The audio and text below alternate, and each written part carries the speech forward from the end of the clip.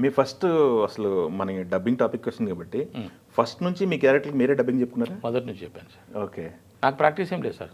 నాకు ఎందుకో చూస్తే నాకు నేను ఇదివరకు చెప్పి ఉన్నాను అని ఎప్పుడైనా సరే నాకు నేను ఒక నటుడిని అనే ఫీలింగు, నేను ఒక డబ్బింగ్ ఆర్టిస్ట్ అనే ఫీలింగు. కాబట్టి ఎక్కడ కూడా నేను తడబడ్డది కానీ అయోమయానికి గురైంది కానీ ఎక్కడ లేదు. నేర్చుకుంది కూడా ఏం లేదు. నాకు నేను ఎక్కడ ఏ కోర్సు చేయలేదు, నాకు ఎవరు గురువు లేరు, నేను ఇన్స్టిట్యూషన్లో చేరలేదు. ఒకటే చేసేయాలంతే. కాన్సన్ట్రేషన్ అంతా నాదొకటే. నేను నటుడిని, నేను నటన చేయాలి. చూస్తే చేయవచ్చు కదా అని నమ్మకం సార్ నాకు. ఓకే. చూసి దాన్ని అవగాహన చేసుకుంటే డైరెక్టర్ ఏం అడుగుతున్నాడు, డైరెక్టర్ గారికి ఏం కావాలి అన్నది మనం ఒకటి చేసుకుంటే అది ఒకవేళ చేయలేకపోతే ఆయన సరిదిద్దుతాడు కదా. అలా కదండి ఇలాగా చెప్తారు, మరి చేసుకోవాలి అన్నది ఒకటే నాకు తెలిసిన విషయం. మనకు ఒక ఇంట్రెస్ట్ ఉంది సినిమాలో ట్రై చేయాలి అనుకున్నప్పుడు మన చుట్టూ ఉన్న పొజిషన్ ఎలా ఉంటుంది? ఇప్పుడు మీరు యాజ్ ఏ ఆర్టిస్ట్గా ఎస్టాబ్లిష్ అయ్యి వాళ్ళ మధ్యలోకి వెళ్ళినప్పుడు మీ ఫీలింగ్ ఏంటి సార్? వాళ్ళ ఫీలింగ్ ఏంటి? ఎవరికి చెప్పలేదు. నేను రిటైర్ అయిపోయిన తర్వాత మనం నటుడు పోదామని అనుకున్నాం కదా, సరే ఇప్పుడు ఖాళీగా ఉన్నాం కదా, పోదాం పదాట అని చెప్పేసి శ్రీనగర్ కాలనీ వైపు వచ్చారు అంతే తప్ప నాకు అసలు అవగాహన లేదు, ఆలోచన లేదు. పని చేస్తున్నప్పుడు కూడా మీకు ఉంది కోరిక, డెఫినెట్గా కోరిక ఉంది నాకు. కోరిక కాదు, ఇట్స్ మై అంబిషన్, నా జీవితాశయం, అది ధ్యేయం నాది, అది సినిమా నటుడు అవ్వాలని. కానీ కొన్ని సందర్భాల్లో అవ్వలేము అనుకున్నాను. ఈ గందరగోళంలో సింగిల్ పర్సన్ తెలియదు సార్ నాకు, ఒక్క పర్సన్ తెలియదు. మనకి ఎవరు అవకాశాలు ఇస్తారు, సత్తా ఉంది అన్న సంగతి నాకు అర్థమైపోతున్నది. I can do, I will do అనుకుంటున్నాను. కానీ ఎక్కడ ఛాన్స్ ఎక్కడ రాదు కదా. మరి ఎట్లా పట్టుకున్నారు? ఎక్కడి నుంచి దొరికింది మీకు ఈ చిన్న లూప్? ఎక్కడ దొరికింది ఈ లూప్? అదే సార్ లూప్ అంటే ఎట్లా స్టార్ట్ అయింది?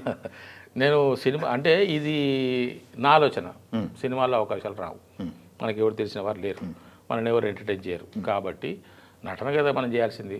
సీరియల్స్ వైపు వెళ్దాం, సీరియల్స్లో బోల్డ్ అవకాశాలు వస్తాయి. అంటే ఫుల్ లెంత్ క్యారెక్టర్స్ దొరకకపోయినా ఒక ఫ్యామిలీ 2 ఫ్యామిలీలు ఉంటే వాళ్ళు 4 5 ఇటో 4 అటో 4 ఉంటే మిగతా వాళ్ళు ఒక అడ్వకేటో, ఒక డాక్టరో, ఇంటి పక్క ఆయన సర్పంచో, పెద్ద మనిషి, వచ్చాడో పోయిటోడో, పిచ్చోడో, పనివాడో, పోస్ట్ ఆఫీసోడో ఎవరో ఉంటారు కదా సార్. మనకు దొరికితే మనం ఏదో పని చేసుకుందాంలే అని చెప్పేసి అనుకున్నాను. కానీ ఇక్కడికి వచ్చి రిటైర్ అయిన తర్వాత ఇక్కడికి వచ్చి అంటే రిటైర్మెంట్కు ముందు నన్ను ఈటీవీలో అప్పుడప్పుడు వాళ్ళు సీరియల్స్కి పిలిచేవాళ్ళు. ఓకే. తెలిసిన వాళ్ళు ఉన్నారు ఎవరన్నా? ఎవరు లేరు సార్, ఎవరు లేరు. దీనికి ముందు ఒక కథ చెప్పాలి మీకు. మీరు ఒక ఆర్టిస్టు, మీరు ఒకరు ఉన్నారని వాళ్ళకెలా తెలిసింది? నేను 1998లో హైదరాబాద్కు ఆన్ డ్యూటీ డిప్యుటేషన్లో వచ్చిన మా office. CTI corporate training institute అని ఎర్రగడ్డలో ఒకటి ఉంది. దాంట్లో మా క్యాడర్కి ఎవ్రీ వీక్ ఒక 1 వీక్ ట్రైనింగ్ కోర్స్ ఇచ్చారు. దాంట్లో భాగంగా నేను ఒకరోజు వచ్చాను ఇక్కడికి. నాకు మా తమ్ముడు లాంటి వాడు యాదవ్ కాశీ అని ఒక మిత్రుడు ఉన్నాడు, వాడు నాకు తమ్ముడులాగానే. అతను అప్పుడప్పుడు సినిమాలు సీరియల్స్ ప్రొడ్యూస్ చేసేవాడు, సీరియల్స్లో యాక్ట్ చేసేవాడు యాదవ్ కాశీ. నేను ఎప్పటికైనా నేను నటుడిన వాళ్ళని కోరిక సార్ నాకు, అది ఎప్పటికైనా నేను నటుడిన వాళ్ళని కోరిక నాకు. దాన్ని నేను అణుచుకుంటూ వస్తున్నాను, దాచుకుంటూ వస్తున్నాను. నేను ఎవరికి సింగిల్ పర్సన్ కూడా చెప్పలేదు, ఎవరికి చెప్పలేదు, ఇంట్లో కూడా ఎవరికి చెప్పలేదు. ఒకరోజు హైదరాబాద్కి వచ్చిన తర్వాత నేను అతనికి ఫోన్ చేశాను, ల్యాండ్లైనే కదా, ఫోన్ చేసి తమ్ముడు ఇట్లా హైదరాబాద్కి వచ్చినంటే, అన్న ఇక్కడ రండి నా ఆఫీస్, మన ఆఫీస్ తెలుసు కదా మీకు, రండి దోమలగూడలో ఉంటుంది అంటే. నేను ఆఫీస్కి వెళ్తే వాళ్ళు షూటింగ్ చేసే కార్యక్రమాల్లో ఉన్నారు. నెక్స్ట్ డే షూటింగ్ ఉందట. ఏంటి తమ్ముడు అంటే, ఇట్లా షూటింగ్ అంటే నేను ఎప్పుడు షూటింగ్ చూడలేదు, మరి నేను షూటింగ్ చూసే అవకాశం నాకు ఇస్తామంటే, రండి అన్న మరి మీరు ఏదో ట్రైనింగ్ అన్నారు కదా ఎట్లా అంటే, నేను దాన్ని మేనేజ్ చేసుకుంటాను, లీవ్ పెట్టేస్తాను అని చెప్పేసి ఆయనతో పాటు షూటింగ్కి వెళ్ళాను సార్. షూటింగ్కి వెళ్తే అక్కడ షూటింగ్ చూస్తుంటే నాకు ఏంటి వీళ్ళు చిన్న ఒక డైలాగ్ చెప్పడానికి ఇంత అవస్థపడుతున్నారు, ఇన్నిసార్లు తీసుకుంటున్నారు దీనికి అని నాకు అనిపించింది సార్. ఫస్ట్ ఆఫ్ ఆల్ అనిపించింది. ఒక 10 నిమిషాలు ఏమో చూసి బయటకు వచ్చి కూర్చున్నా. అదేంటన్నా మీరు షూటింగ్ చూస్తా అని చెప్పేసి వచ్చి ఇక్కడ బయట కూర్చున్నారు అంటే, విసుకొస్తుందా మీ వాళ్ళు సరిగ్గా చెప్పలేకపోతున్నారు, ఒక డైలాగ్ చెప్పడానికి ఇంత టైం తీసుకుంటున్నారు, ఇదేం షూటింగ్ అదేం డైలాగ్ చెప్పడము, వాళ్ళేం యాక్టర్లు అన్నా నేను అన్నాడు సార్. మనసులో మాట దాచుకొని, చాలా కష్టం అన్న, ఒక డైలాగ్ చెప్పడం అంటే అంత ఈజీ కాదు అన్నాడు. అది పెద్ద కష్టం అని నాకు అనిపిస్తలేదు తమ్మి అని నేను అన్నా. అంటే నువ్వు చేస్తావా అని అడిగాను. నువ్వు ఇస్తే చేస్తాను నేను. అది ఎందుకు వచ్చింది సార్ అట్లా, నువ్వు ఇస్తే నేను చేస్తానన్నాను. నిజంగా చెప్పాను, రేపు ఒక క్యారెక్టర్ అనేది ఒక ఆర్టిస్ట్ వస్తున్నాడు హైదరాబాద్ నుంచి, మరి నువ్వు చేస్తాను అని చెప్పేసానంటే మరి రేపు నేను అతన్ని క్యాన్సిల్ చేస్తాను. నాకు కొంచెం భయం వేసింది, అయ్యో మనం అంటున్నాం కానీ మరి ఎట్లా అని చెప్పేసి. కానీ నాకు ఒక నమ్మకం ఏర్పడలేదు, ఇదే పని అయితే కనుక నేను డెఫినెట్గా చేస్తాను అనేటువంటి కాన్ఫిడెన్స్ రాకుండా చేస్తాను తమ్ముడు అన్న. సరే రేపు వచ్చేసి అన్నాడు. నేను మళ్ళీ ఆఫీస్కి వచ్చేసి లీవ్ పెట్టేసి 1 day వచ్చేసి షూటింగ్లో పాల్గొన్న సందర్భంగా అది ఫిబ్రవరి 1998 23rd నుంచి 26th వరకు 27th వరకు జరిగింది సార్ షూటింగ్. అది సాంగ్ బేస్డ్, సాంగ్ భల అని చిన్న చిన్న కథ చెప్తాడు, 2 వాక్యాలు రాగానే ఒక పాట వస్తుంది, 2 వాక్యాలు రాగానే ఒక పాట వస్తుంది. అది మార్చి 8 సండే వస్తుంది. 1998 మార్చి 8th సండే వచ్చింది. ఫస్ట్ అది టెలికాస్ట్ అయింది ఆ రోజు. ఓకే. అట్లా ఒక 6 వారాల్లో వచ్చింది అది. ఆ 6 వారాలు దాంట్లో వచ్చిన దానికి నేను ఇంకా నా కోరిక తీరిపోయింది అనుకోండి. నేను ఒక నటుడు స్క్రీన్ మీద కనిపించినప్పుడే పెద్ద విషయం కదా సార్, సినిమా కాకపోయినా తెర మీద కనిపించిన కానీ. మా నాయనకు, నేను అప్పుడు వనపర్తిలో పనిచేస్తున్నాను, మా నాయనకు ఫోన్ చేసి చెప్పాను నేను, నాయన నాది ఇట్లా ఫలానా రోజున మధ్యాహ్నం 1:30కి దూరదర్శన్లో వస్తుంది చూడు అని చెప్పేసి అంటే పాప ఆయన సంబూరం మామూలు కాదు, చాలా సంతోషపడ్డాడు ఆయన. ఓకే. ఆ తర్వాత నేను ఒకసారి మా ఊరికి వెళ్ళినప్పుడు ఆయన అన్నాడు, అరే ఇది కాదురా, ఈ దూరదర్శన్ ఎవడు చూస్తాడు రా, ఈటీవీ అంతరంగాలు, లేడీ డిటెక్టివ్, అవి అప్పుడు ఏవో ఉండేది, చాలా పాపులర్ సీరియల్స్ చాలా ఇది ఇవ్వండి, దాంట్లో చేస్తే బాగా అందరూ చూస్తారా అన్నాడు ఆయన. ఓకే, అది కూడా అనుకొని నేను ఆ తర్వాత కార్యక్రమంలో నేను హైదరాబాద్ ట్రాన్స్ఫర్ అయ్యాను. ట్రాన్స్ఫర్ ఇచ్చిన తర్వాత నేరుగా మయూరి ఆఫీస్కి వెళ్ళా.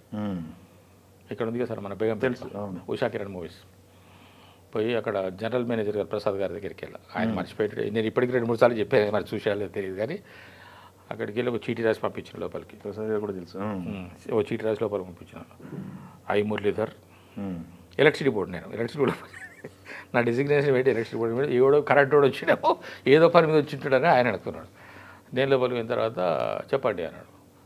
సార్ నేను ఆర్టిస్ట్ని సార్, నాకు ఒక వేషం ఇవ్వండి సార్, మీ సీరియల్స్లో ఒక వేషం అంటే మా నాన్నగారి కోరిక, అది వేషం ఇవ్వండి సార్. దీనికోసం వచ్చినావా నువ్వు అన్నాడు. అంటే అవును సార్ అన్న. ఆ రిసెప్షన్లో ఫోటో ఇచ్చిపోండి అన్నాడు. సరే అని చెప్పేసి రిసెప్షన్లో ఫోటో ఇచ్చిన. కారణం మరి అదా ఇదా, మరి ఆయన ఏమనుకున్నాడు, మరి అది అనుకున్నాడా లేకపోతే దేవుడు ఏమనుకున్నాడో తెలియదు కానీ ఒక 10-15 days తర్వాత నాకు ఒక కాల్ వచ్చింది. ఒక మేనేజర్ ఫోన్ చేశాడు. మురళీధర్ అంటే నా ఫోటో మీద ఫోన్ నంబరు, నా పేరు ఉంటాయి కదా, మురళీధర్ గారు మీకు ఫలానా రోజు షూటింగ్ ఉందండి, మీరు అవైలబుల్ ఉన్నారా అని అడిగారు. నేను అప్పుడు ఆఫీస్లో ఉన్నాను సార్ అన్నాను. సరే రండి వచ్చేసేయండి అని మధ్యాహ్నం 3:30కి 4 o'clock రమ్మన్నాడు సార్. 3:30కి 4 o'clock పోయినాను. ఇంకా అది ఆఫీసు డ్యూటీ అయిపోయినట్టే కదా, ఒక గంట పర్మిషన్ తీసుకుని పోయినాం. అట్లా నేను అడపా దడప టీవీ సీరియల్స్లో చేసేవాడిని, దట్టు ఈటీవీలో చేసేవాడిని ఎక్కువ శాతం. అది నేను దృష్టిలో పెట్టుకొని ఈ రిటైర్ అయిపోయిన తర్వాత మనకి ఈటీవీ ఉన్నది కదా, మనకు వేషాలు ఆటోమేటిక్గా వచ్చేస్తే మనం ఫుల్ బిజీ అయిపోతామని వాస్తవానికి నేను మనసులో అనుకున్నాను. రిటైర్ అయిన తర్వాత ఒక 2 నెలలకు మెల్లగా ప్రయత్నం చేస్తే అసలు శ్రీనగర్ కాలనీ తెలియదు సార్ నాకు. నేను రిటైర్ హైదరాబాద్లో ఉన్నా కూడా నాకు ఆఫీసు ఇల్లు తప్ప ఇంకో కార్యక్రమం తెలియదు నాకు. సీరియల్స్ ఆఫీస్ మొత్తం శ్రీనగర్ కాలనీ ఉంటాయి. శ్రీనగర్ కాలనీ అంటే ఇక్కడ మెట్రోపాలిటన్ హోటల్ ఒకటి, దాంట్లో కూర్చొని ఎవరు కల్పిస్తారు, ఏం అడగాలి, ఎవరు అడగాలి అని చెప్పేసి అనుకొని చూస్తే ఎవరు నాకు సమాధానించే వాళ్ళు కనపడలేదు. ఒక గంట సేపు వెయిట్ చేసిన తర్వాత ఇక వెళ్ళిపోదామని చెప్పేసి నాకు బయటకు వచ్చి అక్కడ ఎవరో కనిపిస్తే పుట్టుకుని అడిగిన, సార్ ఇక్కడ సీరియల్స్ ఆఫీస్ ఎక్కడ ఉన్నాయి సార్ అని. సీరియల్స్ ఆఫీస్ ఏంటండి ఇక్కడ అన్నాడు. అంటే లేదు సార్ టీవీ సీరియల్స్ ఏమో తెలియదు కానీ ఈ సందులోకి వెళ్ళండి ఏమైనా ఉండొచ్చు అన్నాడు. ఆ సందులో పోతే 2-3 సినిమా ఆఫీసులు కనిపించాయి, సీరియల్స్ ఆఫీస్ కనిపించినాయి. ఆ విధంగా ప్రయత్నాలు చేస్తూ ఇంకా ఆ తర్వాత ప్రతిరోజు రావడము, అక్కడ ఉన్న ఎవరైనా కనిపిస్తే ఇంకా సీరియల్ ఆఫీసులు వెళ్ళడం అట్లా చేస్తున్న సందర్భంగా నాకు అడపదడప వేషాలు వచ్చేవి సీరియల్స్లో వేషాలు వచ్చేవి, చేసుకుంటున్నాను. అక్కడనే సాటిస్ఫై ఉన్నాను.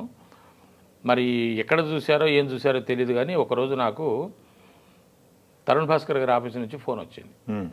మేము ఒక పిట్టకథలు అనేటువంటిది, పిట్టకథలు అనే ఒకటి వెబ్ సిరీస్ అండి, ఒక దాంట్లో ఒక చిన్న క్యారెక్టర్ ఉంది, ఎక్స్ఎమ్మెల్యే రామచంద్ర క్యారెక్టరు, తరుణ్ భాస్కర్ గారు మీకు ఒకసారి ఆఫీస్కి రమ్మన్నారు అన్నాడు. తరుణ్ భాస్కర్ అప్పటికి పెళ్లి చూపులు రిలీజ్ అయిపోయింది, ఆయన పెద్ద డైరెక్టర్. తరుణ్ భాస్కర్ గారు ఆఫీస్ నుంచి నాకు ఫోన్ వచ్చింది కదా అని చెప్పేసి నేను రామానాయుడు గారి స్టూడియోకి వెళ్ళిపోతే వాళ్ళు ఆడిషన్ తీసుకొని మొత్తానికి సెలెక్ట్ చేసుకున్నారు. దాంట్లో చూశారు, అది రిలీజ్ అయింది పిట్టకథ. ఆ పిట్టకథల్లో నేను చేసిన క్యారెక్టరే ఈ డీజే టిల్లులోకి రావడానికి, ఈ బలగం సినిమాలోకి రావడానికి కారణం. గ్రేట్ అండి. ఆ విధంగా వచ్చేసారు.